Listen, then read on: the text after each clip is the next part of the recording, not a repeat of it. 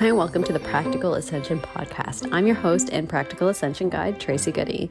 Today we are looking at wounded aspects of self, and I am fresh off of implementing and practicing my shamanic EFT, where I connect it with three aspects of self that were coming up for review right now. During the recording of this, we are moving through a full moon that carries some energy of like that Cancer, that deep emotional connection in Chiron as well. So there's naturally going to be a little bit of emotional wounded healer stuff coming up. So I was really excited to use my shamanic EFT practice for that. So I'm really in this energy right now, and I'm really excited to share it with you guys. So as we're moving along our ascension and awakening path, one common thing that we're going to all encounter at some point is wounded aspects of self. So this may come in through like personal development as we're examining our habits, patterns, and making sense of what is really us and what is just non-beneficial programs that we're perpetuating from, that we've picked up in life and from society, right? It may come about as we work with shamanic energy or journeys or plant medicine, as we encounter symbols and representations of our wounded aspects. When I'm working with wounded aspects, the way that I see it is that there is a pure version of yourself that's just surrounded by debris, decay, distortion, and illusion. So at the core of these wounded aspects is pure light. Just before you get to that layer that is pure light, that's where these really beautiful soul aspects reside. So when you're working with wounded aspects and clearing away the illusions and densities that you have built up, you have an opportunity to uncover more of your soul truth, more depths to who you really are. And that's why you might find my energy is a little bit excited today as I'm recording this podcast, because I'm fresh off of doing that and reconnecting to three new soul aspects, which I'll mention in a minute. So when these outside protective layers are no longer needed, which generally they're just being held on to because of subconscious programming that they're keeping you safe. So when they're no longer needed and you're consciously seeing, oh, these are no longer needed, and you're letting them go, and you're shedding those, then you get to see more and more of who you really are, which is very, very exciting and very, very empowering. These pure soul aspects might originate and carry the frequency of maybe a past incarnation, just an energy or a version of yourself from your soul history, or it could just be like an aspect of yourself. So say like you're somebody that connects a whole lot to elephants, and the soul aspect that you connect with is like your elephant aspect. And it might sound a little bit silly when I'm saying it like this, but when you actually let go of the wounded, distorted aspect and reconnect into that soul aspect of, say, the elephant, it is absolutely magical. You get the medicine, you get the magic, you get the energy of that elephant integrated in your system. So it may reveal itself that maybe it's ancestral energy that you have to rewrite, or it may show up as a version of yourself from this lifetime, or some type of aspect, right? And I'll give you some examples from my work, right? So this is not the one I did today, but this is one that I wanted to mention as well. So recently, whenever I was doing my shamanic EFT practice, this rock solid, really heavy, burdensome energy was encouraging me to hide away. So I ask about, what aspect wants to come up, and then I work with that aspect, and I generally will get a visual of like what this person looks like, right? So this was really, really had the qualities of staying down, staying weighed down, stay low, stay out of the way. So naturally my logic will kick in here and try and fill in the blanks and reasons as to why it originated. So like making connections, maybe early childhood. But with the practice of shamanic EFT, and whenever you're working with these aspects, try to suspend that need to figure it out and need to kind of apply the logic to it, and instead just allow the natural unfolding and witness the soul aspects just in their natural state and what comes up as you are connecting with them and working with them. And you're going to get a deeper understanding of them without your logic trying to fill in the blanks and put in what it believes is in there. So you're kind of letting go of that need to know, that need to understand, and you're stepping into your feeling body. So in this example, the pure soul aspect was like this fairy version of myself. So once we let go of all the heavy, burdensome illusion, right? This beautiful, this ancient, wise, and deeply heart-connected, earth-connected aspect. So obviously really, really cool to reconnect with. And as the layers peeled away, the karmic energy released, and she came to the forefront to reveal herself and reintegrate into my consciousness. And she revealed her own story too, as to how this came about. So how all of this rock, how all of this heavy, burdensome energy came about. And you don't need to know this. And not every time that you work with a soul aspect will the whole story be released. But sometimes it gives you a little bit more of it.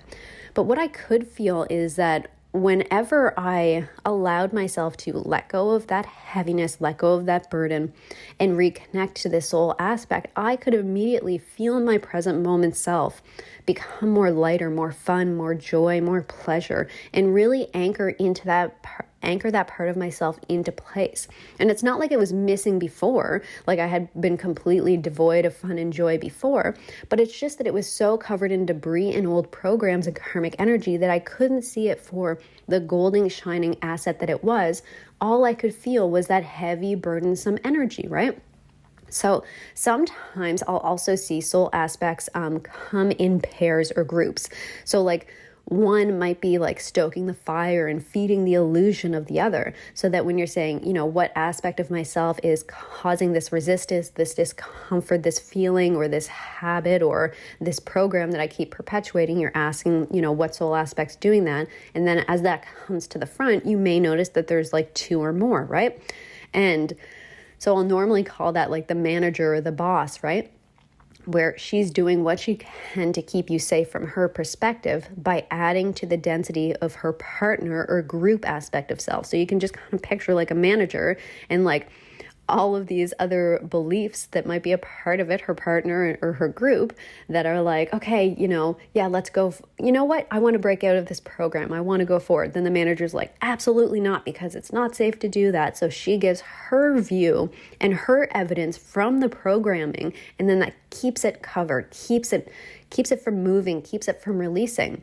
So for example, one thing I've been working on quite a bit is visibility and expansion, so that I can expand my message, expand my impact, etc. So what came through for this encounter with the wound itself is that I had learned at some point, basically, that it's not safe to be seen.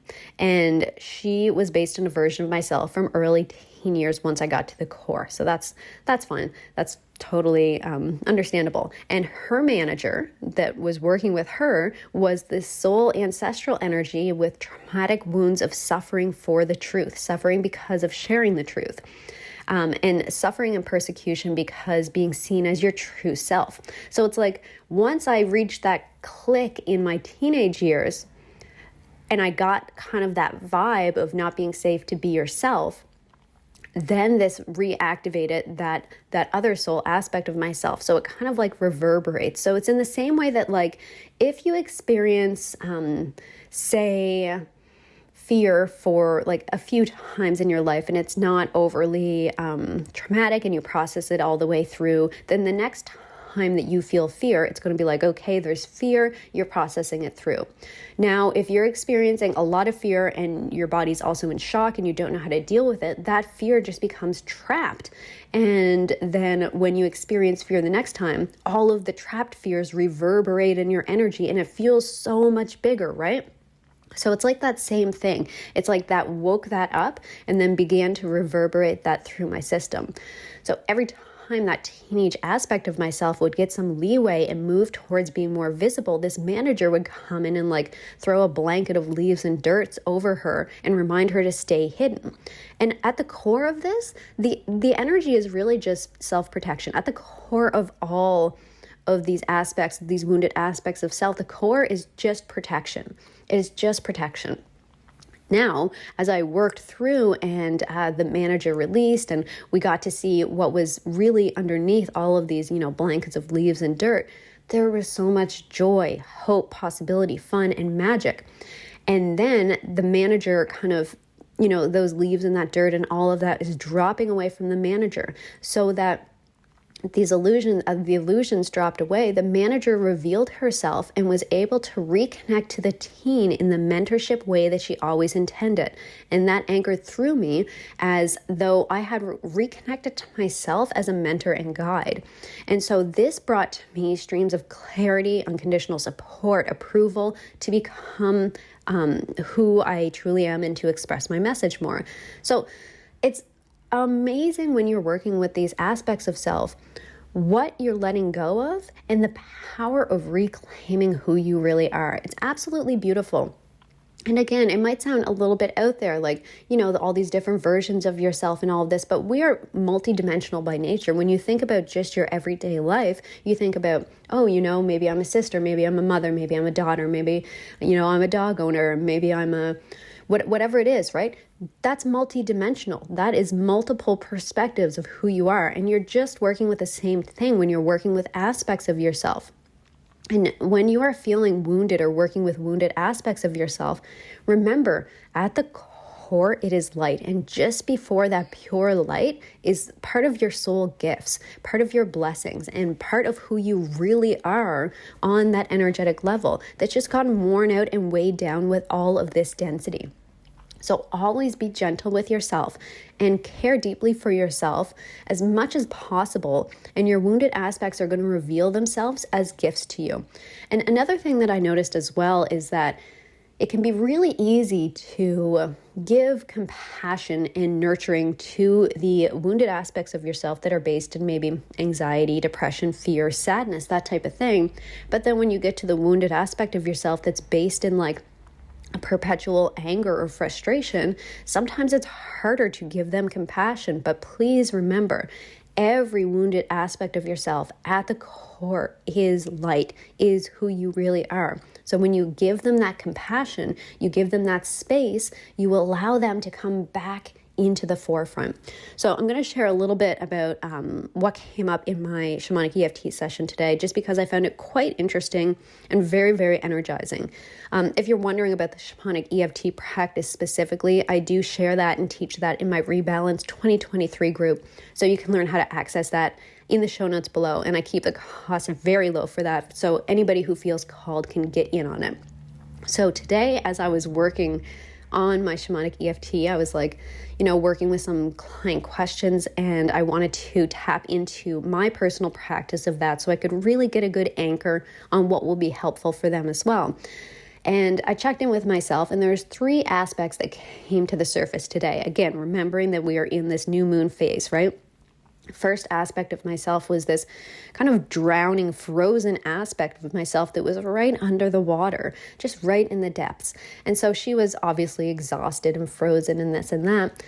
And as we released and let go of the illusion, what came to the forefront was the penguin aspect of myself. And I've never given this any thought before. I don't particularly feel drawn to penguins or anything like that. But upon reconnecting to this aspect, it really brings in that this gentle glide so that I don't have to be treading water and trying to keep it going. As the wounded aspect was telling me, I can instead glide and enjoy and have fun, right? So it brought in a lot of kind of laughter energy.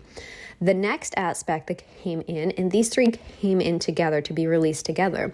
The next aspect that came in was this version of me that is kind of riding a chariot, but also trying to get ahead of the horse to be the horse as well. So this really came from a place of needing to be in control to make sure everything is okay, right? And again, none of this is the first time I've worked on any of these aspects of self, but it is kind of the next depth that came up. So as this version of myself, as this wounded aspect released, what came to the forefront is this beautiful fiery aspect of myself. Kind of gave vibes of Katniss from Hunger Games whenever she has that flaming dress and she's riding in the chariot. So it's that same vibe is what came through, and it just showed how much power I actually have, that I can just be standing in that chariot. I don't have to drive it. I don't have to guide it. The divine handles all of those things. I just have to allow myself to be carried forward by it. So again, really beautiful, really powerful. And I'm really just trying to get across some examples here so that as you connect into these wounded aspects of yourself, you understand what is really at the core. So it's really beneficial work to do, especially if you're feeling like you're stuck in a bit of a rut. So the final one that came up, and again, I always laugh at the visuals that come up because they're so very random. So this aspect of myself was a bouncer at a club. And so this one I was looking at, expanding capacity to receive more clients and to expand my capacity to impact more people, right? And so this aspect of myself came in as a bouncer who has taken the owner of the club hostage, basically, and restrained them. And this bouncer does not know what she's doing, and she's just kind of acting frantic and not really letting anybody else in, right? So again, kind of funny that came up that way. And as I released, the beliefs that were attached to that by connecting into the aspect and just asking her, what's going on here? What are you believing? As we released that and we connected into the actual truth, the soul aspects that came forward was this like firefly or like flame fairy who was just moving all around all through the club. And she was just saying, the more light that I give, the more I have to give. The more I give, the more I have to give. And just kind of spiraling around, creating this magical space. So then reconnecting all of those aspects of myself obviously feels very energizing. It feels very inspiring. And then you're connected into the truth of who you are, and you're less subscribed to the illusions and the wounding from those wounded aspects. So you're shifting your beliefs, you're shifting your energy, and you're shifting your physical body as well. So when you're working with wounded aspects, one little thing I want to say too is move your body. Go move your body before you're working with the wounded aspects or after or at some point, but you want to physically move your body because for every energetic connection, every emotional connection, there is some type of a physical correlation. So whenever you are moving your body, you're detoxing it out of your system. You're releasing it from your system as well. So it can be really powerful to integrate some type of physical movement with that as well. It does not need to be complicated. It doesn't need to be an hour-long yoga routine or anything like that. Like put on a few songs and dance for a little while, and you allow that to fully release from your body, not just from your energy, but really taking it to that next level and releasing it from your body as well. All right, wrapping things up here. I can barely talk. I'm just talking so quickly. I'm running out of breath because it's just such an enlivening, energizing energy here. So again, as a reminder, every single part of you has value and light at its core, even when that feels so far from the truth, even when it feels like the depression, the anxiety, or the heaviness of current circumstances is you. It's just what you're moving through. So take a few moments to breathe into your heart and send gratitude and love to yourself. Compassion is the way forward. You're growing, you're learning, and you're coming back to the truth of who you are every single day. You are on the ascension path, and the light within is really beaming at you to keep going. So let this recalibration process and unfold and be there for yourself. All right, thank you so much. I hope this podcast has inspired you to connect into your wounded aspects of yourself and find the truth of who you really are at the core. Thank you so much for listening.